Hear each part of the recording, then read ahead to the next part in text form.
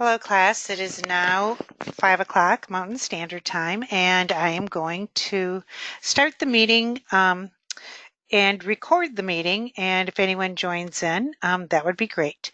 The purpose of this meeting was to be a question and answer session after you watched the video orientation to the class video for this particular class.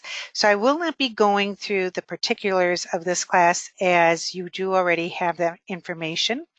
I will highlight a few things and also point out some information related to the first assignment and the second assignment. You have 2 assignments in this class and 2 exams.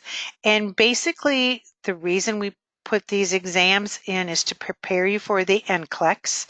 And you want to use these as a testing situation. You want to be in a quiet room by yourself as if you were taking the NCLEX. And that is how you prepare yourself for the NCLEX. And then find out how you're really doing. If you're doing it as a group or if you're looking it up in books, you're not preparing yourself for the NCLEX, and that will not help you when you take the NCLEX. So if you have any questions about that, please let me know. I think you'll find this to be a great course. Lots of good information. It adds to your med-surg classes, and I think the discussions are also great, increases your critical thinking skills. So I hope you do enjoy this class. Just a few things. Make sure that you have your notifications set so that you get my announcements. Here's information about me. Please note that I had a trip planned probably for over 8 months that just unfortunately happens to occur at the beginning of this class. So I will be away starting Thursday until it's like 8 days. I'll be back not the following Monday, but in like 9, it's like the 17th. So each of you have a different instructor for your class. If you read the announcement, and you will know who you should contact if you have a problem. The discussions, I did have you do Padlet. I just think this is a fun way to introduce yourself to everybody. And in this class, it's pretty easy to do. You can click on this link and it should bring you to the home page, and you'll see how everybody is adding information here, and you can talk to people and read about them and get to know them. I do think that even though I made separate Padlets for each class with different numbers, they are combined as one. So I think that we will have people all across the board from all 3 classes. The one thing I do want to talk to you about is your first assignment, and that would be in the second week. And this assignment is your healthy lifestyle assessment. And it's for 20% of your grade or 200 points. So that's a pretty good chunk. So what you want to do whenever you are doing an assignment is make sure that you read these points. And I suggest that you make each one of these points a title. So please review your APA format for doing titles. I would say use the first and second level. And your bullet points would be your introduction, and then 2, 3, 4, 5, up to 5. In this assignment, you are to identify a geographical area and explain your reasons why you picked that area. So it could be that you live there, you visited there. Some people have gone online and gathered information that way. Sometimes you're a little limited. I think it's probably a better idea to go to an area where you can actually physically access the information. And then what you want to do is look at that area and how do they participate in promoting a healthy lifestyle. So it says provide a list of everything that's available regarding physical activities, nutrition, health screening. So you want to make sure you cover all of these areas.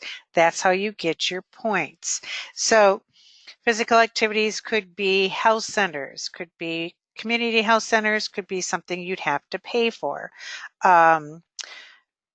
Hiking areas, what's available, community bikes, what is available that people can use to maintain a healthy lifestyle, and then include if it's public or private, so that we know that, what would the costs be involved, because that will come down into here.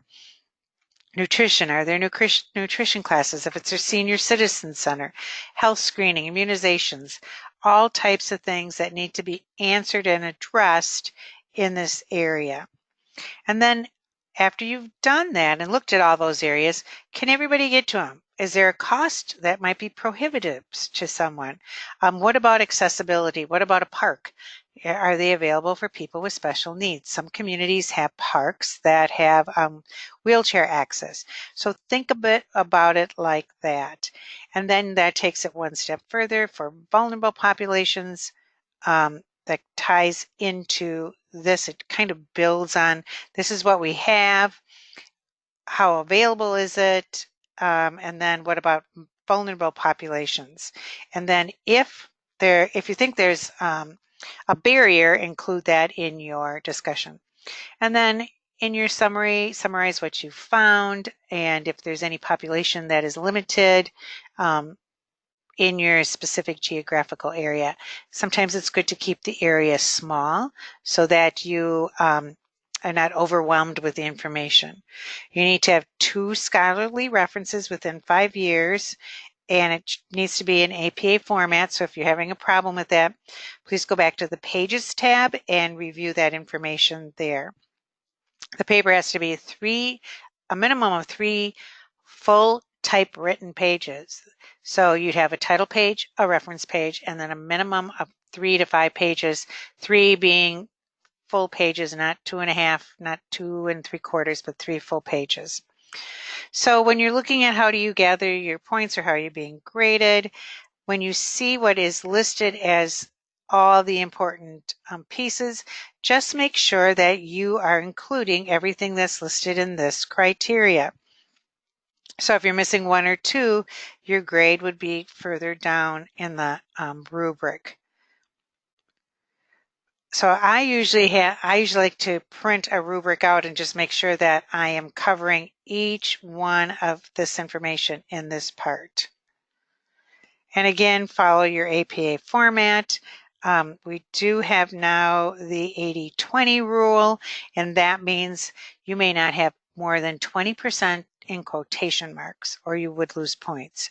So either paraphrase or put it in your own words and keep your quotes to a minimum.